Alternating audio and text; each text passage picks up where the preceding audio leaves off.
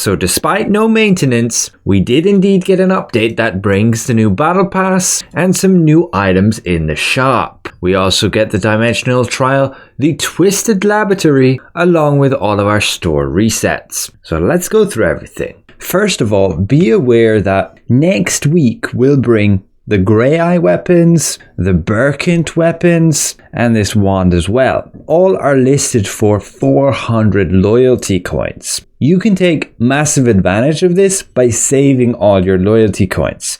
If you've stocked up, you'll be able to buy them early and you should be able to sell them. If not, sell the traits or just simply use them for yourself. More details on that next week, as that will be April the 17th.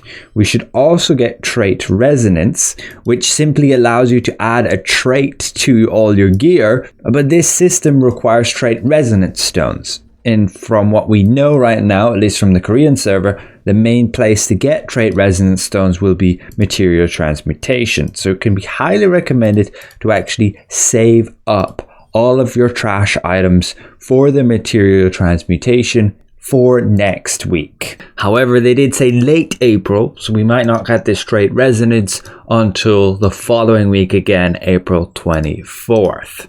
But now let's jump to the new battle pass.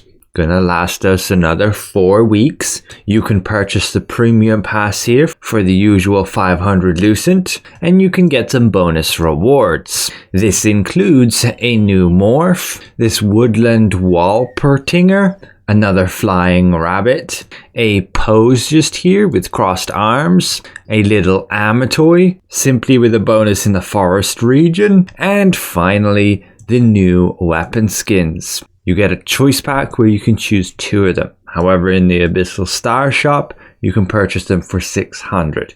You have to have the premium pass in order to buy them though. I have showcased them many times before, but that's the great sword. This is your sword and your shield, your daggers, the crossbows, the longbow, your book and your wand, the staff, and finally the spear. You do have other options you can spend your star crystals on, and it just appears to be the usual. I generally prioritize the skill conversion books, particularly with new weapons upcoming, and I like to switch between different weapons as I don't yet have all my skills maxed out, and so they can be very helpful when trying out something new. But of course, you always want to have some stars available before you go farming for abundance, fruit, and mastery report, and I would generally prioritize the other rewards available in this order. However, these artifacts chance chests can be pretty useful if you don't have great areas to otherwise obtain them, but you will generally get a lot in Nebula if you have an efficient farm spot. Just don't get the trait unlock stones, it's usually not worth so many crystals, and these foodstuffs you can usually get through amateur expeditions, with the weapon mastery being a pretty measly amount for a lot of crystals. One thing that's quite disappointing with this battle pass is they didn't actually update the runes you get through here. You're still only going to get blue ones. Even in the star shop, they still just sell the blue ones. I personally don't believe I will be buying the premium pass. The only temptation is pretty much the unlock stones. But at this rate, with most of our traits already obtained, I don't see 70 of them being worth 500 lucent. Not for me right now. But in some cases, it can definitely be worth it. And you do get all those extra bonus rewards on top. But now let's jump to the shop update. What is new available here? Again, you can buy the premium pass for 500 lucent, but we also have the outfit that matches those new weapons with the battle pass, the Abyssal Lord outfit. You get the horns with those, you can get an amatoy and some sewing thread and dyes. I've shown off this skin quite a lot, can be pretty cool. Again, you can remove the decorations, those shoulder pads and the cape, and you can view it with a female character. Definitely a very sexy skin there, especially without that decoration. which again you can apply to get the shoulder pads and the cape. And you can of course change all the colors how you want, even making it all white like that and changing the color of that glow too. So yeah, I'm pretty sure a lot of you are fairly happy with this skin, but it will set you back 1,350 lucent for the bundle. We do also get a pretty cool swim morph, this little otter all wrapped up for the ice cold, but you don't need it for only 3 growth points. And it returns with the Edalon eagle, the indigo diatrama, and these 4 amatoys. You can see the Blossom bundle is still here. It comes with all the weapon skins too, and the Thunder Spirit skin has returned. That's the full setup for the male character, but it does have a lot of variants. We're removing the decorations, just a little bit there with the arms. And then this Radiance one, adding more decorations on top. You can remove those. I honestly don't notice a lot of difference. We can check on the female character. This is the default, then without the decoration.